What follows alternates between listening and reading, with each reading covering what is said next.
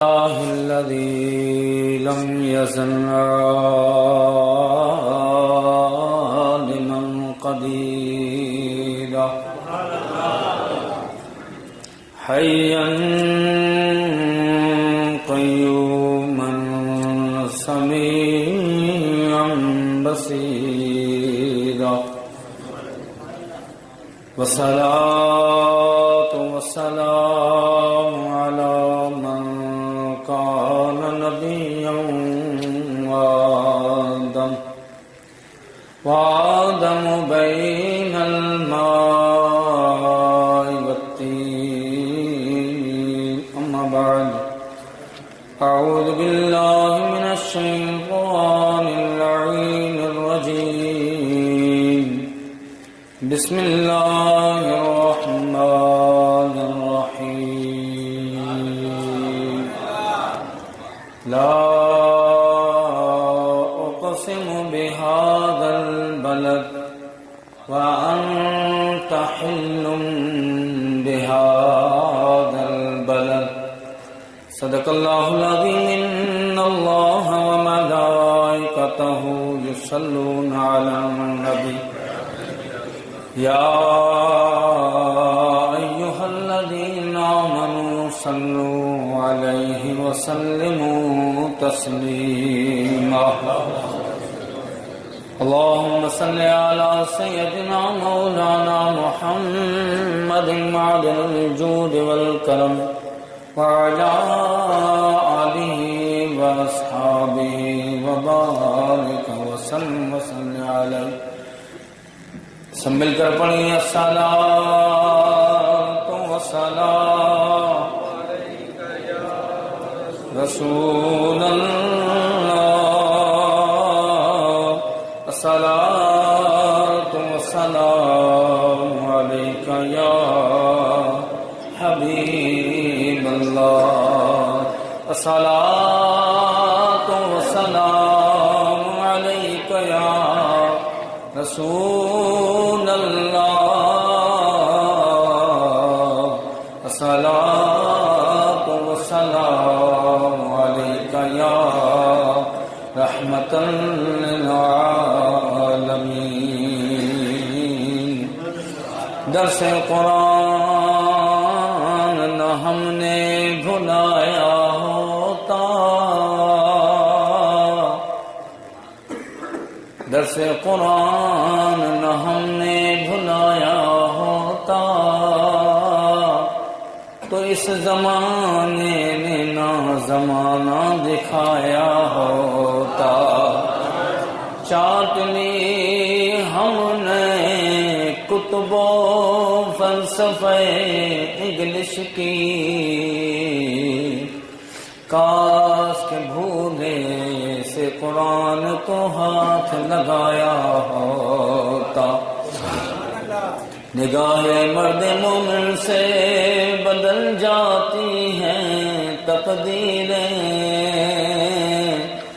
گر ہو ذوق یقین پیدا تو کٹ جاتی ہیں زنجیریں جل جلالہ صلی اللہ تعالی علیہ وبارک وسلم حمد الصلاۃ کے بعد نہایت واجب الاحترام صاحبزادہ والا شان محترم المقام عزت مآب لائق صد احترام حضرت علامہ مولانا حافظ قاری استاد العلماء حضرت علامہ مولانا حافظ عبد الرحمن الحسنی جامی خطیب و امام مسجد احاطہ اور دیگر بزرگان دین امت بہترین بحمدی تعالی آج کی یہ محفل مقدسہ چونکہ درس قرآن کے حوالے سے ہے فکر قرآن اور خواجہ خواجگان معین الملک حمد الولی عطائے رسول حضرت خواجہ غریب نواز اجمیری ثم سنجری الحسنی والحسینی رضی اللہ تعالی عنہ رحمت الرحمن کے نسبت سے اس محفل کو منسوب فرمایا گیا ہے اچھی کوشش اور اچھی کاوش ہے ایک بات یاد رکھیں اگر قائد اہل علم ہوتا ہے تو قوم سیدھے راستے پر چلا کرتی ہے۔ الحمدللہ ہم سب کے لیے رہبر، رہنما، ہدایت کا سر چشمہ، دنیا اور آخرت کی کامیابی اللہ رب العالمین نے اس قرآن کریم فرقان حمید میں نازل فرمائی ہے۔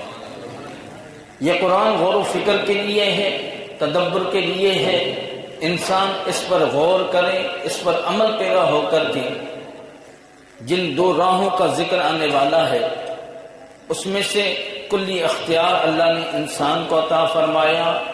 اگر اس جنت والے راستے کو اپنا کر کے قدم بڑھاتا ہے تو اللہ تعالیٰ کی نصرت اور فتح اس میں شامل حال ہوتی ہے۔ یہ قرآن ہمارے لیے ہدایت ہے۔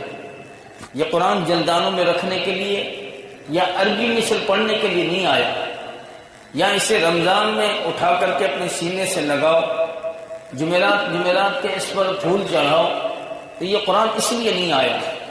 قرآن غور کے لیے آیا ہے۔ اللہ نے ان آیات میں اپنی نشانیوں کا تذکرہ فرمایا ہے۔ میں انشاءاللہ قرآن کریم کی آیت تلاوت کروں گا اور میں اپنے انداز میں انشاءاللہ آپ سے گفتگو کرنے کی کوشش کروں گا۔ اللہ سے دعا ہے اللہ رب العالمین ہمیں قرآن اور صاحب قرآن کے نقش قدم پر چلنے کی توفیق رفیق عطا فرمائے۔ اللہ رب العالمین نے یہ قرآن وہ عظمتوں کا مالک ہے، اللہ کا کلام ہے، جب اس کی تلاوت کی جائے تو گویا ایسے لگتا ہے کہ رب ہم سے کلام کر رہا ہے، کہ تو چاہتا ہے کہ تو رب سے کلام کرے تو نماز میں کھڑا ہو جایا کر، اور تو چاہتا ہے کہ رب تجھ سے کلام کرے تو قرآن کو اٹھا کر تلاوت کیا کر۔ قرآن کی زیارت گویا کہ سرکار علیہ السلام کے چہرے والضحیٰ کی تلاوت ہے۔ اللہ سے دعا ہے اللہ رب العالمین ہم سب کو عمل کرنے کی توفیق رفیق عطا فرمائے۔ اس فکر قرآن کو سمجھنے اور قرآن کی ہدایت کو سمجھنے، اس کو راہ ہدایت بنانے کی اللہ تعالی ہم سب کو کوشش عطا فرمائے، اور اس سب میں اللہ تبارک و تعالی ہم سب کو کامیابی اور کامرانی عطا فرمائے۔ سورہ بلد یہ ایک سورت مکی ہے، اس میں 20 آیتیں ہیں۔ ان باتوں پر غور کریں، انشاءاللہ اللہ تعالی ہمارے دلوں کو نور سے منور فرمائے گا۔ یہ مکی سورت ہے۔ ہجرت مدینہ طیبہ سے پہلے جو آیت سورت نازل ہوئی وہ مکی سورت ہوتی ہے، اور جو بعد میں نازل ہوئی وہ مدنی سورت ہوتی ہے۔ اللہ تبارک و تعالی نے اس سورت کی ابتدا میں 3 قسمیں کھا کر کے قرآن کی سورت کا ابتدا فرمائی ہے۔ یہ وہ قرآن ہے جو سرکار کے سینہ اطہر پر نازل ہوا، لیکن یہ ہم سب کے لیے ہدایت بن کر آیا۔ آئیے اللہ کے قرآن پر غور کریں اور دیکھیں کہ اللہ تعالیٰ کیا ارشاد فرما رہا ہے۔ اللہ رب العالمین قرآن کریم فرقان حمید قرآن رشید، اللہ اپنی قرآن میں کتاب میں ارشاد فرما رہا اللہ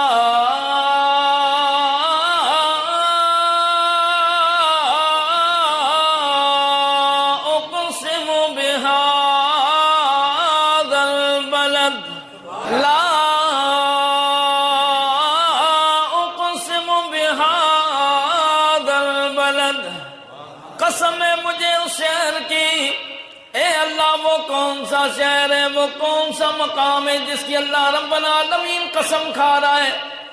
علماء مفسرین ارشاد فرماتے ہیں یہ شہر وہ شہر ہے جو امن کا شہر ہے، جو سلامتی کا شہر ہے۔ اللہ رب العالمین کا کعبہ وہاں موجود ہے، ہم مسلمانوں کا قبلہ کعبہ موجود ہے، جسے بیت اللہ کہا جاتا ہے۔ اللہ کا گھر کعبۃ اللہ موجود ہے۔ یہ وہ کعبہ ہے جس کے لیے نبی کریم علیہ السلام ارشاد فرماتے ہیں کہ جناب اللہ جس کی پہلی نظر اللہ کے گھر کعبے میں پڑ جائے، اللہ اسے گناہوں سے ایسا پاک و صاف فرماتا ہے گویا کہ ماں کے پیٹ سے ابھی اس نے جنم لیا ہے۔ اگر بندہ کوئی قسم کھاتا ہے نا تو ہم کہتے ہیں یار اس کی بات مانو، قسم کھا رہا ہے، جھوٹ تو نہیں بول رہا، اگرچہ جھوٹا ہو لیکن ہم اس کی قسم کو دیکھ کر کے کہتا ہے بندہ قسم کھا رہا ہے۔ اللہ ہو کر کے مالک و خالق ہو کر کے بادشاہ ہو کر کے ہم سب کا پالنہار ہو کر کے قسم کھا رہا ہے، حالانکہ اس پورے قرآن میں 6666 آیتوں میں کوئی شک و شبہ کی گنجائش نہیں ہے، لیکن قربان یا اللہ وزن پیدا فرما رہا ہے، ہمیں دھیان دلوا رہا ہے، لوگوں قسم ہے مجھے شہر مکہ کی، اے اللہ تو نے مکہ المکرمہ کو اتنے عظمتوں والا بنایا کہ تیرا گھر وہاں موجود ہے، حالانکہ دنیا کے بادشاہ ہیں، دنیا کے رئیس ہیں، دنیا کے سردار ہیں، اپنے وہاں پر گھر بنایا کرتے ہیں جہاں لیل و نہاری موجود ہو، جہاں باغ بہاریاں موجود ہو، جہاں آبشار موجود ہو، جہاں ہرائے ہریالی موجود ہو، جہاں جناب اللہ لیل و نہاری ہو، وہاں پر اپنے بنگلے بنایا کرتے ہیں۔ دنیا کا کوئی بھی بادشاہ اٹھا کر اس کی ہسٹری دیکھیں، وہ بادشاہ ان جگہوں پر گھر بنایا کرتے ہیں، ان جگہوں پر محل بنایا کرتے ہیں جس کو ارد گرد جناب اللہ دریا ہو یا جناب اللہ بشار ہو، لیکن قربان جائے اللہ رب العالمین اس شہر کی قسم کھا رہا ہے جس کو اللہ نے حکم فرمایا ہے، جہاں مکہ المکرمہ بنا وہاں پر پانی کا نام و نشان نہیں تھا، وہاں پانی کا نام و نشان نہیں تھا، وہاں جناب اللہ کوئی سبزہ نہ تھا، وہاں کوئی باغ بہاریاں نہ تھی، نہ کوئی سمندر وہاں موجود تھا، نہ دریا کوئی موجود ہے۔ میں نے کہا یا اللہ تو نے پہاڑیوں کے درمیان اپنے گھر کو بنایا ہے۔ اللہ فرماتا میرا انداز نرالا ہے، اگرچہ میں بادشاہوں کا بادشاہ ہوں، دنیا کے بادشاہ اپنے گھر اس لیے بناتے کہ لوگ سیر و تفریح کے لیے آئے، لوگ دیکھنے کے لیے آئے، لیکن میں نے اپنا گھر اس ریگستان میں اس لیے بنانے کا حکم فرمایا ہے کہ سیر و تفریح کی جگہ میرا گھر نہیں ہے، جو میرے گھر میں آئے میرے محبوب کی محبت میں آئے۔ اس شہر مکہ کی اللہ قسم کھا رہا ہے، قربان جائیں اللہ شہر مکہ کی قسم کھا رہا ہے، لا اقسم بہذا البلد۔ آگے اللہ ارشاد فرماتا ہے اس کا سبب کیا ہے، وَأَنْتَ حِلٌّ بِهَذَا الْبَلَدِ۔ اللہ اس لیے قسم کھا رہا ہے کہ اس میں تو موجود ہے، اس میں تو رہا ہے، میرے محبوب علیہ السلام کی ذات بابرکات کو اللہ رب العالمین مکے کو عظمتوں کا سبب بتا رہا ہے۔ میرا محبوب اس میں پیدا ہوا ہے، اسی مکہ المکرمہ میں میرا محبوب پھرتا رہا ہے، میرے محبوب کا بچپنا اسی مکے میں، میرا محبوب کا لڑکپن اسی مکے میں، اسی میں مکہ المکرمہ میں میرے محبوب کی جوانی ہے۔ اس لیے اللہ فرماتا ہے اس لیے میں نے شہر مکہ کو عظمتوں والا بنایا ہے، وَأَنْتَ حِلٌّ بِهَذَا الْبَلَدِ۔ میرے محبوبہ تو رائے اس لیے یہ مکہ شان والا ہے۔ ایک بات یاد رکھیں کہ جو جسم کا حصہ سرکار دو عالم نور مجسم صلی اللہ علیہ وسلم کے جسم مبارک سے جو جگہ سرکار سے ٹچ ہے، جو سرکار کے جسم سے مس ہے، علماء محدثین مفسرین اس بات پر متفق ہے کہ وہ پوری دنیا تو کیا، تحت سرا کیا، عرش اولا کیا، یہاں تک کہ عرش اعظم سے بھی وہ جگہ افضل والا ہے جہاں مدینے والا تاجدار موجود ہے۔ اس وقت سرکار علیہ السلام چونکہ مکہ المکرمہ میں تھے اور اللہ فرما رہا میرے محبوب میں نے شہر مکہ کی اس لیے قسم کھائی ہے، اگرچہ میرا گھر موجود ہے، مقام ابراہیم موجود ہے، صفا مروہ موجود ہے، لیکن میں قسم اس لیے کھا رہا ہوں کہ میرے محبوب تو ان گلیوں میں پھرتا رہا ہے۔ تو پتہ چلا اللہ رب العالمین اس کا سبب بیان فرما رہا ہے کہ ہم نے شہر مکہ کی قسم کیوں کھائی۔ تو جب تک سرکار اسلام مکے میں رہے تو مکہ عظمتوں والا، جب سرکار اللہ کے حکم سے ہجرت فرما گئے تو مدینہ طیبہ عظمتوں والا ہے۔ اور اس بات کو یاد رکھیں کہ لوگ آج کل اکثر و بیشتر آپ نے سنا ہوگا کہ لوگ موازنہ کرتے ہیں کہ مدینہ افضل ہے کہ جنت افضل ہے، اور ایسے وہ پیش کرتے ہیں کہ لوگ حقارت کی نظر سے جنت سے دیکھتے ہیں، حقیقت لگی یہ بات صحیح نہیں ہے۔ وہ جگہ جو سرکار کے جسم اطہر سے ٹچ ہے وہ مکے سے افضل ہے، اور جو دیگر مدینہ طیبہ کا حصہ ہے اس سے مکہ المکرمہ افضل ہے، اور دیگر مکہ المکرمہ کی جو جگہ ہے اس سے مدینہ طیبہ کا دیگر حصہ افضل ہے۔ تو یہ ترتیب ذہن میں رکھیں کہ اللہ نے جو مکے کو عظمت عطا فرمائی وہ محبوب علیہ الصلوۃ والسلام کی وجہ سے عظمت عطا فرمائی ہے۔ اب آگے اللہ تعالیٰ دوسری قسم فرما رہا ہے، ووالد وما ولد، اور تمہارے باپ ابراہیم کی قسم، اس کی اولاد کی قسم۔ یہاں مفسرین کرام نے 3 قول ارشاد فرمائے۔ ایک قوم سے مراد یہاں حضرت ابراہیم علیہ السلام والد مراد ہے، اور اولاد سے مراد حضرت اسماعیل ذبیح اللہ سرکار اسلام، چونکہ آپ ان کے اولاد سے ہیں۔ اور ایک قول یہ ہے کہ یہاں باپ سے مراد آدم علیہ السلام ہے، اولاد سے مراد خود رسول اللہ صلی اللہ علیہ وسلم کی ذات ہے۔ اور تیسری روایت جو تیسرا قول موجود ہے، مفسرین کرام فرماتے ہیں یہاں باپ سے مراد خود مدینے کے آقا علیہ السلام ہے، اور اولاد سے مراد آپ کی ذریت اور آپ کی امت ہے۔ سرکار اسلام کی حدیث موجود ہے، امام ترمذی نے اس حدیث کو نقل کیا ہے اور سنن نسائی میں موجود ہے۔ راوی حضرت ابو ہریرہ رضی اللہ تعالیٰ عنہ ہے۔ سرکار اسلام فرماتے ہیں اے میرے صحابہ، میرے چاہنے والوں، میں تمہارے باپ کی طرح ہوں۔ آقا وہ کیسے؟ فرمایا میں دینی معاملات تمہیں سکھاتا ہوں، لہذا میں تمہارے لیے تمہارے باپ کی طرح ہوں۔ تو یہاں پر جو ایسا اللہ قسم کھا رہا ہے کہ مجھے شہر مکہ کی قسم اور والد کی قسم اور اولاد کی قسم، تو یہاں سے مراد مدینے والے آقا علیہ السلام کی ذات بابرکات ہے۔ جو بھی معنی لیا جائے دونوں صحیح ہے۔ آگے اللہ ارشاد فرماتا لقد خلقنا الانسان فی کبد، بے شک ہم نے آدمی کو مشقت میں رہتا پیدا کیا۔ انسان غور و فکر کرے کہ جس رب نے ہمیں دنیا میں بھیجا، 8 مہینے 6 مہینے 9 مہینے ہم ماں کے پیٹ میں ہوتے ہیں، تو وہاں سے مشقتیں شروع ہے۔ اب کالے گھپ اندھیرے میں اللہ ہمیں رزق بھی پہنچا رہا ہے اور وہاں روشنی پہنچا رہا ہے جہاں روشنی کا نام و نشان نہیں۔ لقد خلقنا الانسان فی کبد، اللہ فرماتا ہے ہم نے مشقتوں میں انسان کو پیدا کیا، یعنی پیدائش سے لے کر کے دنیا سے گزرنے تک یہ ساری دنیا ایک مشقت کا منزل ہے کہ ہم پیدا ہوئے، پھر اس کے بعد دودھ کا مرحلہ، پھر لڑکپن کا مرحلہ، پھر جوانی کا مرحلہ، پھر بڑھاپے کا مرحلہ۔ یہ دنیا میں ان تمام مرحلوں سے گزر کر اور جس نے اپنے ایمان کو بچایا ہے اللہ تعالیٰ نے جنت اسی کا مقدر بنایا ہے۔ لقد خلقنا الانسان فی کبد، ہم نے انسان کو مشقت میں رہتا پیدا کیا۔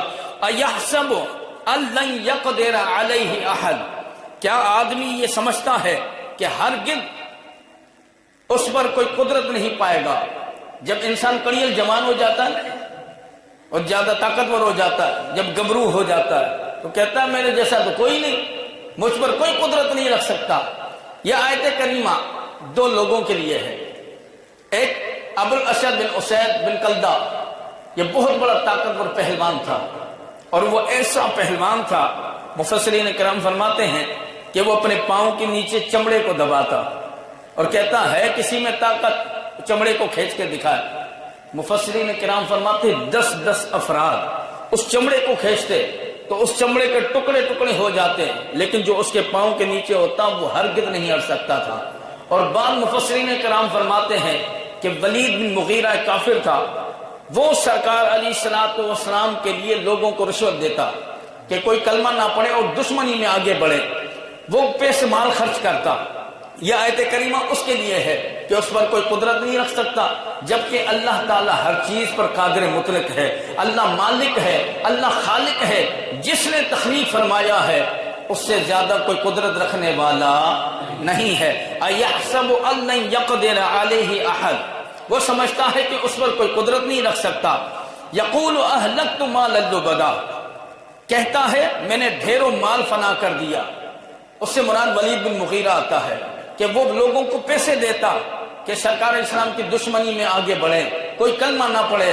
میں کہتا ہوں کمال ہے، سرکار علیہ الصلوۃ والسلام کا کلمہ پڑھنے والوں دیکھو، کافر اور مومن میں یہ فرق ہوتا ہے کہ کافر مال دیتا ہے کہ سرکار سے دشمنی کی جائے، لیکن ابو بکر صدیق، عمر فاروق، عثمان غنی اور صحابہ مال خرچ کرتے ہیں کہ میرے مدینے والا راضی ہو جائے، خدا راضی ہو جائے، مصطفیٰ راضی ہو جائے۔ وہ مال خرچ کر رہا ہے کہ اسلام کو نقصان دیا جائے، یہ مال خرچ کر رہے ہیں کہ اسلام کی سربلندی ہو جائے۔ اَيَحْسَبُ أَن لَّن يَقْدِرَ عَلَيْهِ أَحَدٌ يَقُولُ أَهْلَكْتُ مَالًا لُبَدًا، کہتا ہے میں نے ڈھیروں مال فنا کر دیا۔ اَيَحْسَبُ أَن لَّمْ يَرَهُ أَحَدٌ، کیا یہ آدمی یہ سمجھتا ہے کہ اسے کسی نے نہ دیکھا؟ اب وہ یہ سمجھتا ہے کہ مجھے کوئی دیکھنے والا نہیں ہے، حالانکہ اللہ رب العالمین سب کو دیکھ رہا ہے اور ان کے اعمال کو محفوظ فرما رہا ہے۔ ہمیں نکیرین کے ذریعے محفوظ کر کے دن قیامت میں دکھایا جائے گا۔ اگرچہ انسان انکار بھی کرے لیکن اعضاء اس کی گواہیاں دیں گے، زبان اس کی گواہی دے گا۔ اس لیے سرکار اسلام کے صحابہ نے پوچھا آقا زبان کے لیے کیا حکم ہے؟ فرمایا اپنی زبان کو قابو میں رکھو، اور جس نے زبان کو قابو میں رکھا وہ ہدایت پا گیا، اس لیے جو چپ رہا وہ نجات پا گیا ہے۔ الم نجعل له عینین، اب اللہ تعالیٰ اس پر جو کرم نوازی اللہ نے فرمائی اس کا تذکرہ فرما رہا ہے۔ آؤ ذرا غور کریں، اللہ فرماتا الم نجعل له عینین ولسانا وشفتین وہدیناہ النجدین، کیا ہم نے اسے دو آنکھیں نہ بنائی؟ اللہ خود فرما رہا ہے، یہ دیکھو نعمت اللہ کی ظاہری جس کا تذکرہ فرما رہا ہے۔ کیا اللہ تعالیٰ نے تمہیں دو آنکھیں نہ عطا فرمائی؟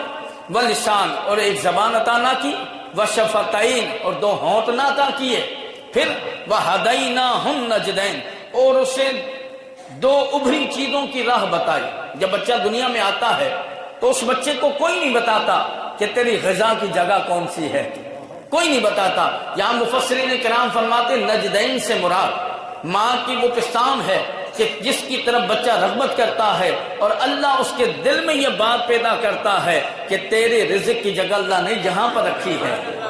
یہ اللہ کی قدرت ہے، یہ اللہ کی کرم نوازیاں ہے۔ اللہ فرماتا وَلِسَانًا وَشَفَتَيْن وَهَدَيْنَاهُ النَّجْدَيْن فَلَاقْتَحَمَ الْعَقَبَةَ۔ اب اللہ تعالیٰ نے جو کرم نوازیاں فرمائی، اب اس کے بعد اللہ تعالیٰ فرماتا ہے پھر بے تعمل گھاٹی میں نہ کودا۔ اب اللہ تعالیٰ نے اسے دو راہیں دکھا دی، دو منزلیں ہیں، ایک ہدایت کی راستہ اور ایک برائی کا راستہ ہے۔ جس نے ہدایت کے راستے کو تلاش کیا جنت اس کا مقدر بنا، اور جس نے برائی کے راستے کو جناب اللہ چنا وہ ہدایت سے ہٹ گیا، اللہ تعالیٰ نے اسے جہنم میں ڈالا۔ اب اللہ خود فرما رہا ہے فَلَاقْتَحَمَ الْعَقَبَةَ وَمَا أَدْرَاكَ مَا الْعَقَبَةُ۔ اب اللہ تعالیٰ نے کلی اختیار انسان کو عطا فرمایا ہے کہ دونوں راہوں کو اللہ نے کھول دیا ہے۔ کلی اختیار دینا بھی اللہ کی کرم نوازی ہے کہ تمہیں جناب صرف اللہ نے غلام نہیں بنایا بلکہ اللہ نے کل اختیار عطا فرمایا ہے کہ اللہ تعالیٰ نے دو راہیں تمہارے سامنے کھول دی ہیں۔ اب جس راہ کو تم تلاش کرتے ہو وہ تمہارے اوپر ہے۔ کوئی یہ نہیں کہہ سکتا کہ یہ جناب اللہ مجھ پر ظلم ہوا ہے، میں تو جنتی بننا چاہتا تھا، مجھے دوزخ میں ڈالا جا رہا ہے۔ اللہ نے دو راہیں تمہیں عطا کی ہے۔ جب تم پر اللہ نے کرم نوازی کی ہے تو پھر کود نہ پڑو کہ ایسے چلے جانا ہے، بلکہ اس پر غور و فکر کرو، اللہ تعالیٰ جنت تمہارا مقدر بنا دے گا۔ فَلَاقْتَحَمَ الْعَقَبَةَ وَمَا أَدْرَاكَ مَا الْعَقَبَةُ فَكُّ رَقَبَةٍ، کسی بندے کی گردن چھڑانا۔ کہ اللہ تعالیٰ نے فرمایا پھر تمہیں کیا کرنا چاہیے؟ کسی بندے کی گردن چھڑانا، یعنی کسی کی سفارش کر دینا، کسی کے اچھے کام میں کام آ جانا، کسی کے لیے کوئی راہ تلاش راہ دشوار ہو اس کو آسان کر دینا۔ فَلَاقْتَحَمَ الْعَقَبَةَ فَكُّ رَقَبَةٍ، آگے ارشاد فرماتا ہے او اطعام فی یوم ذی مسغبہ، یا بھوکے کو کھانا کھلانا۔ اب اس سے مراد کیا ہے؟ کوئی بھوکا ہے، کوئی پیاسا ہے اور ہے حاجت مند، اس کو تم کھانا کھلاؤ۔ اللہ تعالیٰ نے تمہارے لیے راستوں کو چنا ہے، تمہارے لیے اللہ تعالیٰ نے راستوں کو ہموار فرمایا ہے۔ او اطعام فی یوم ذی مسغبہ یتیما ذا مقربہ، یا رشتہ دار یتیم کو کھانا کھلانا۔ او مسکینا ذا متربہ، یا خاک نشین وہ جو راستے میں بیٹھا ہے، گرد آلود ہے، پھٹے پرانے کپڑے ہیں، ہے بھوکا، اسے کھانا کھلا، اس سے رب بھی راضی ہو جائے، مصطفیٰ بھی راضی ہو جائے۔ پھر اب اللہ تعالیٰ ارشاد فرماتا اللہ ارشاد فرماتا ہے ثم کان من الذین آمنوا وتواصوا بالصبر وتواصوا بالمرحمہ۔ اللہ ارشاد فرماتا پھر ہو ان سے جو ایمان لائے اور انہوں نے آپس میں صبر کی وصیتیں کی، آپس میں مہربانی کی وصیتیں کی۔ جس بندے نے ایمان لایا، ایمان لانے کے بعد صبر کرتا رہا، ایک دوسرے کو جناب اللہ صبر کی تلقینیں کرتے رہے، وصیتیں کرتے رہے، مہربانیوں کی تلقینیں کرتے رہے۔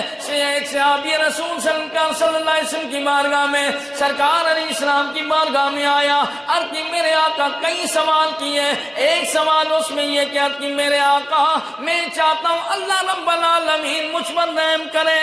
فرمایا تو اس کی مخلوق پر رحم کر، اللہ تجھ پر رحم فرمائے گا۔ وہ لوگ جو ایمان لائے اور ایمان لانے کے بعد ایک دوسرے کو صبر کی تلقین کی ہے، پھر مہربانی کی وصیت کی ہے، پھر اللہ فرماتا اولئک اصحاب المیمنہ، یہ داہنی طرف والے ہیں۔ محشر کے میدان میں دو طرح کے گروہ ہوں گے، ایک جن کے ہاتھ میں داہنی ہاتھ یعنی سیدھے ہاتھ میں نام اعمال ہوں گے، ایک وہ جن کے الٹے ہاتھ میں ہوں گے، جنت ان کا مقدر ہے جن کے سیدھے ہاتھ میں نام اعمال ہے۔ دعا کریں اللہ رب العالمین ہمیں داہنی ہاتھ والا فرما دے، اللہ تعالیٰ ہمارے سیدھے ہاتھوں میں نام اعمال عطا فرمائے۔ تو جن کے سیدھے ہاتھ پر ہے اللہ فرما رہا ہے وہ لوگ کامیاب ہو گئے، وہ کامران ہوتے ہیں۔ کون وہ لوگ ہیں؟ اللہ فرماتا ہے اولئک اصحاب المیمنہ، وہ داہنی طرف والے، اور والذین کفروا بآیاتنا ہم اصحاب المشأمہ، جنہوں نے ہماری آیتوں سے کفر کیا وہ بائیں طرف والے ہیں۔ اللہ کا کلام بھی پہنچا ہے، اللہ کا فرمان بھی پہنچا ہے، سرکار کا فرمان بھی پہنچا ہے، دونوں راہیں ہدایت کی اللہ تعالیٰ نے تمہیں دکھا بھی دی ہے، دونوں راستے بھی بتا دیے ہیں، پھر بھی جناب اللہ ہر دھرمی میں ہے، بدعقیدی کی صورت میں، جناب اللہ کسی غلط کام کی صورت میں، شراب کے نشے میں، زنا کے نشے میں، اور جناب اللہ دنیا کی طمع کی لالچ میں وہ لوگ جو اللہ کی آیتوں سے منہ موڑ لیتے ہیں، اللہ فرماتا پھر وہ داہنی ہاتھ والے ہیں، وہ بائیں ہاتھ والوں سے آگے نہیں ہو سکتے ہیں۔ اللہ تعالیٰ ان کے لیے جنت کو ہموار کبھی نہیں کر سکتا ہے۔ جو اللہ کی آیتوں کو قبول کرتے ہیں، جو اپنے سینے سے قرآن کو لگایا کرتے ہیں، صاحب قرآن کا فیضان پھر انہی کو ملا کرتا ہے۔ اس لیے یہ کھلی آیتیں ہمارے لیے ہے، اس لیے قرآن کو ہدایت کا سرچشمہ کہا گیا ہے، یہی ہمارے لیے راہ ہدایت ہے، یہی رہنمائی ہے، پوری زندگی کا ذات حیات اللہ نے قرآن کو بنایا ہے۔ اللہ فرماتا والذین کفروا بآیاتنا ہم اصحاب المشأمہ، اور جنہوں نے ہماری آیتوں سے کفر کیا وہ بائیں طرف والے ہیں، علیہم نار مؤصدہ، اور ان پر آگ ہے اس میں ڈال دیا جائے گا اور اوپر سے بند کر دیا جائے گا۔ اللہ رب العالمین نے بتایا کہ اگر جنت کے راستوں کو اپنایا ہے تو دائنی ہاتھ جنت پر ہمیشہ رہنا ہے، اس لیے جنت کی جستجو کرو، کیونکہ یہ فنا دنیا فنا ہونے والی ہے، مدینہ طیبہ بھی فنا ہو جائے گا کیونکہ دنیا میں ہے، اور مکہ المکرمہ بھی اگر وہ سارا علاقہ فنا ہو جائے گا، لیکن جنت ہمیشہ قائم رہنے والی ہے، اور سرکار علیہ الصلوۃ والسلام کے ہمیشہ رہنے والی جگہ جنت ہے۔ اس لیے جنت کی تلاش میں رہو۔ جنہوں نے جنت کی تلاش کی ہے جنت اللہ نے ان کا مقدر بنایا ہے، جو اللہ کی آیتوں سے اپنے منہ کو پھیرا کرتے ہیں، وہ کفر کیا کرتے ہیں، اللہ کے احکامات سے دور بھاگا کرتے ہیں، پھر اللہ فرماتا ہمیشہ وہ جہنم میں رہنے والے ہیں، انہیں جہنم میں ڈال کر کے اوپر سے جہنم کو بند کر دیا جائے گا، پھر کوئی یار و مددگار نہیں ہے۔ ابھی یہ وقت ہے کہ اللہ کا فرمان تم تک پہنچا ہے، تم راہ ہدایت چاہتے ہو تو پھر ان باتوں پر، ان آیتوں پر غور کرو۔ اللہ نے احسان بھی تم پر فرمایا ہے کہ مدینے کا تاجدار تمہیں عطا فرمایا ہے۔ علیہم نار مؤصدہ، پھر وہ ہمیشہ جہنم میں رہنے والے ہیں۔ اب اختیار اللہ نے آپ کو دیا ہے، بے اختیار کوئی دنیا میں نہیں آیا، اللہ نے گبرو جوان بھی تمہیں بنا دیا ہے۔ تو اس سورت کے سورت البلد سے ہمیں اس بات کا سبق ملا ہے کہ اللہ تعالیٰ نے ہمیں عقل و شعور دیا ہے، اللہ نے دانائی عطا کی ہے، تو وہ عقل و شعور کس کام کا، وہ دانائی کس کام کی جو قرآن اور صاحب قرآن کو نہ سمجھ سکے۔ تو یہ راہ ہدایت ان لوگوں کے لیے ہے جو اس کے ماسٹر سے سیکھا کرتے ہیں۔ سمجھ میں آ رہی ہے نہیں آ رہی؟ آسان ہے، محمد علی جہلمی جیسا کوئی بھی بن سکتا ہے، بالکل آسان ہے، کوئی مشکل کام نہیں۔ ڈاکٹر ذاکر نائک جیسا کوئی بھی بن سکتا ہے، لیکن قرآن اسی سے پڑھنا چاہیے جو قرآن کا ماسٹر ہو۔ چھوٹی سی مثال ہے، موبائل ہے، یہ مجھے چلانا آتا ہے لیکن بنانا نہیں آتا۔ سچ بتاؤ اگر اس کو کھول کر کے میں اس کو بنانا شروع کروں تو اس کا بیڑا غرق کروں گا کہ نہیں کروں گا؟ ترجمہ تو اردو کا آپ بھی پڑھ سکتے ہو، لیکن ان آیتوں سے وہ جو موتی جو پروئے ہیں، اللہ تعالیٰ نے جو خزانہ پوشیدہ رکھا ہے، وہ تمہیں صرف عالم ہی بتا سکتا ہے۔ اردو ترجمے سے اسے سمجھ میں نہیں آتا، اور وہ اسی کو سمجھ میں آتا ہے جس نے اعلیٰ حضرت کی زندگی کو سمجھا ہو، تو قرآن اسی کو سمجھ میں آتا ہے۔ اب ان قرآن کریم کی آیتوں کو عملی جامہ اگر کسی نے پہنایا ہے تو وہ صحابہ کرام رضوان اللہ تعالی علیہم اجمعین کی ذات بابرکات تھی۔ سرکار الصلوۃ والسلام کے صحابہ تھے، تابعین تھے، تبع تابعین تھے، قطب تھے، ابدال تھے، اوتاد تھے، کہ اللہ قرآن میں فرما رہا ہے یتیماً ذا مقربہ، کسی یتیم کو کھانا کھلاؤ، کسی مسکین کو کھانا کھلاؤ۔ لا اقسم بہذا البلد وانت حل بہذا البلد، قسم ہے مجھے شہر مکہ کی کہ جس پر محبوب تو پھرتا رہا ہے، تیرے قدم جن قدیوں میں لگے ہیں، جس شہر میں لگے ہیں، وہ شہر عظمتوں والا ہے، وہ گلی عظمتوں والی ہے، وہ جناب اللہ مکہ بھی فضیلت والا ہے۔ آج مدینہ طیبہ اس لیے عظمتوں والا ہے کہ مدینے کا تاجدار وہاں فرمان ہے، آرام فرما ہے۔ اللہ سے دعا ہے اللہ رب العالمین ہمیں قرآن اور صاحب قرآن کے نقش قدم پر چلنے کی توفیق عطا فرمائے۔